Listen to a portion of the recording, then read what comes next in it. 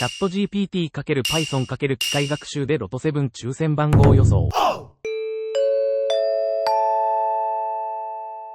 まずは573回の結果から。前回 AI が予測した4つの予想数字はこちら。4つのモデルがそれぞれ独自の予想を出しています。